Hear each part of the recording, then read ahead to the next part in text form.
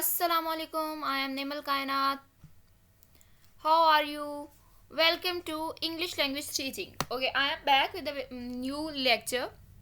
As I promised to you that I will teach you English from the beginning, from the very basics. So yeah, I am back with a new lecture.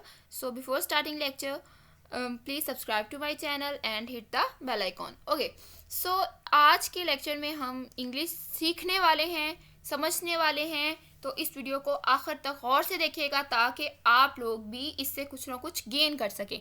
सो वो लोग जिनको English बिल्कुल नहीं आती, परेशान नहीं हो, मैं आप लोगों को बहुत ही अच्छे तरीके से इंग्लिश सिखाने वाली हूँ। ओके, सो इंग्लिश जो कि है क्या है, एक ज़बान है, एक लैंग्वेज है। ओके, हर लैंग्वेज की कुछ प्रॉपर्टीज़ होती हैं, कुछ ख़ास बात होती है।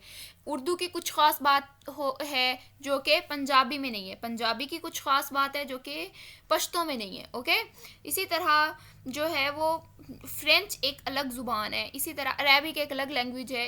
हर लैंग्वेज एक दूसरे से डिफरेंट है। सो इसी तरह इंग्लिश भी एक लैंग्वेज है जो कि बाकी सब लैंग्वेजेस से डिफरेंट है। ओके, सो इंग्लिश लैंग्वेज जहाँ से स्टार्ट होती है, दो तरह होती है। एक चीज़ होती है स्पोकन, जो हम बोलते हैं, जहाँ से हम बोलना स्टार्ट करते हैं, और एक चीज़ होती है जहाँ से हम लिखना स्टार्ट करते हैं, रिटन, जहाँ से हम किसी चीज़ को लिखना स्टार्ट करते हैं।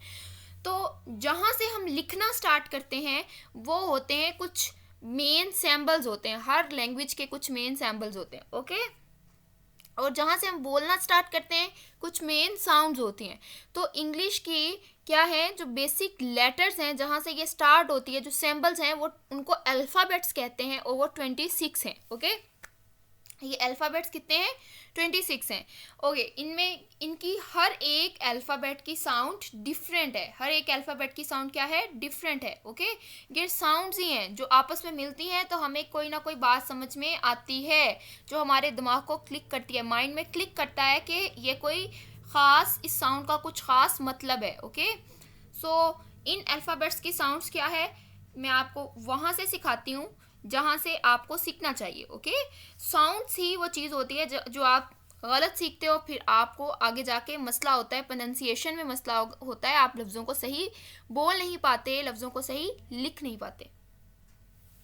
ए B C D E F G H I J K L M N O P Q R S T U V W X Y जी।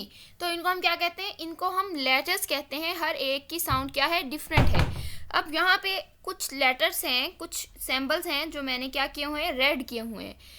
ये सिंबल्स जो हैं, इन सिंबल्स को अलग एक नाम दिया जाता है जिनको कहते हैं vowel sound. Okay, two types की साउंड्स होती हैं, एक वाउल्स होती हैं, एक कॉन्सोनेंट्स होती हैं। ओके, ये वाउल साउंड है और जो रेस्ट वन है वो क्या है, वो कॉन्सोनेंट साउंड्स हैं। ओके, अब इनको वाउल साउंड और कॉन्सोनेंट साउंड्स क्यों कहा जाता है, क्योंकि इन वाउल, इन 5 साउंड्स के, 5 लेटर्स की साउंड्स के साथ ही हमारी पूरी लैंग्वेज है। हमारा जो भी वर्ड बनता है, जो भी एक सेंसेबल, जिसका हमें मतलब समझ में आता है, जो हम प्रोनाउंस करते हैं साउंड्स, उनका एक जो वर्ड्स की फॉर्म में, सेंटेंसेस की फॉर्म में जो हम लिखते हैं, पढ़ते हैं, वो इन्हीं वाउल्स और कॉन्सोनेंट्स के मिक्सचर से मिलके बनी हुई होती हैं। अब कोई भी वर्ड इन वाउल साउंड के बगैर इनकम्प्लीट है, हर वर्ड इन्हीं साउंड से मिलके बना हुआ है। ठीक है, कहीं यही साउंड्स हर वर्ड्स में यूज़ होती हैं, हर वर्ड में यूज़ होती हैं। लाइक क्या है ये साउंड, ए ई आई ओ ऊ। ओके, ये जो हम यू पढ़ते हैं ये गलत है, इसको ऊ पढ़ते हैं। ओके, और ओ आई ए। ओके, ये साउंड्स हैं जो कि हमारी इंग्लिश की बेसिक्स बनाती हैं, वर्ड्स को बनाती हैं। Okay, so the rest one is consonants. यहाँ पे हम इसकी गहरी फिनोटिक्स तक नहीं जाएंगे, ना ही मैं आपको यहाँ पे इसकी फिनोलॉजी समझाऊंगी। मैं यहाँ पे आपको जस्ट बेसिक चीज़ें समझाऊंगी कि आपने स्टार्ट कहाँ से लेना है। ओके, नेक्स्ट आ जाता है वर्ड्स। अब ये वर्ड्स क्या होते हैं, ये वर्ड्स इन्हीं लेटर्स को जब हम जोड़ के एक मीनिंगफुल सा साउंड बना देते हैं तो वो क्या कहलाते हैं, वो वर्ड कहलाता है, वर्ड्स कहलाते हैं, that is called word. Okay, so word क्या होता है, एक मीनिंगफुल सेंसफुल सी साउंड है। Okay, like ball, pen, chair, table, इनका हमें मतलब समझ में आ रहा है, इन साउंड्स का हमें मतलब समझ में आ रहा है, तो ये क्या है, वर्ड। ऐसी कोई साउंड जैसे कि जिसका हमें मतलब ही समझ में नहीं आएगा, वो वर्ड नहीं कहलाएगा। जिसका कोई मतलब हो, कोई सेंस बन रही हो, हमें समझ में आ रहा हो कि ओके ये किसी चीज़ का नेम है, या इससे कोई चीज़ बन रही है, कोई काम हो रहा है, देन वो क्या कहलाएगा, एक वर्ड कहलाएगा। अदरवाइज चुचू मुचू, लाइक ऐसी साउंड्स जो मैं अब जैसे कि हम सी एच को मिला के च कर दें, that is not a word. Okay, so word क्या है, जिसका कोई एक मीनिंग होता है। ओके, नेक्स्ट आता है हमारे पास, अब इन वर्ड्स को जोड़ देते हैं आपस में तो हमारे पास क्या बन जाता है, सेंटेंस बन जाता है।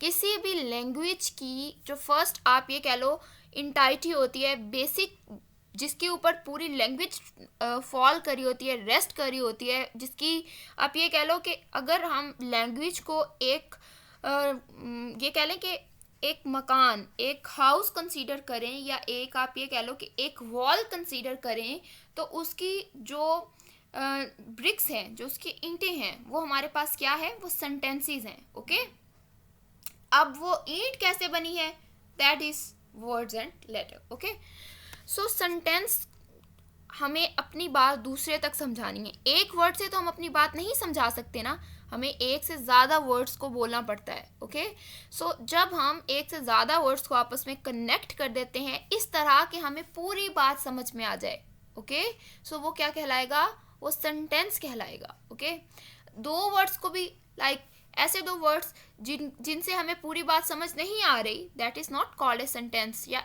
ऐसे थ्री वर्ड्स जिससे पूरी बात समझ नहीं आ रही, that is not a sentence. A sentence is you can say that collection of words that is meaningful, okay, that gives us a complete meaning, complete sense. ऐसे नहीं कि तीन चार लफ्ज़ों को जोड़ दिया तो वो सेंटेंस बन गया। Okay, like I have some examples, he goes to school, वो स्कूल जाता है, पूरी बात है। मैं कहूँ वो स्कूल, क्या मतलब भाई, he school, no not a sentence. He goes to where, बात समझ में नहीं आई, पूरी बात है he goes to school, so ये एक सेंटेंस है। Okay, Ali eats apple, Ali मैं कह दूं अली सेब, क्या मतलब भाई, अली सेब क्या सेंटेंस तो नहीं है ना। Ali eats apple, that is a complete sentence. My father is a teacher, my father is a teacher. Okay, so ये एक मुकम्मल बात समझा रहा है। ओके, मैं कह दूं माई father is, what my father is, like ये तो कोई सेंटेंस नहीं हुआ। मेरे अब्बू जी, मेरे अब्बू क्या हैं, मेरे अब्बू हैं, नॉट ए कंप्लीट सेंटेंस। मेरे अब्बू एक उस्ताद हैं, that is a complete sentence. अब हर लैंग्वेज के सेंटेंसेस का स्ट्रक्चर भी डिफरेंट होता है। जो उर्दू के सेंटेंस को बनाने का लाइक जोड़ने का, लफ्ज़ों के जोड़ने का तरीका है, वो इंग्लिश के लफ्ज़ों के जोड़ने का तरीका कभी भी नहीं हो सकता। ओके, हर लैंग्वेज के सेंटेंसेस की एक डिफरेंट आप ये कह लो कि सीक्वेंस होता है।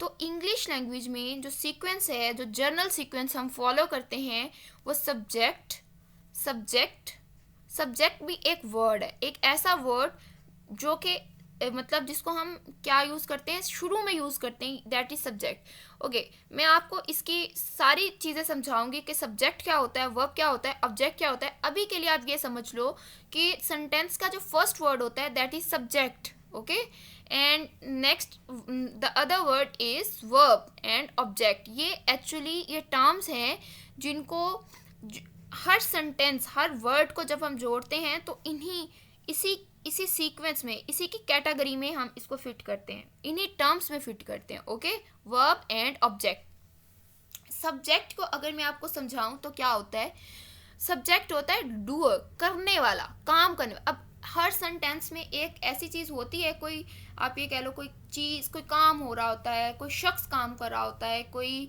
किसी की तरफ इशारा कर लिया जा रहा होता है, बट किसी से हम काम करवा रहे होते हैं. ओके, वो स्कूल जाता है. अब यहाँ पे ही गोज टू स्कूल. अब हम काम किससे करा रहे हैं? किसी वो से करा रहे हैं. Okay, so here he will be our subject.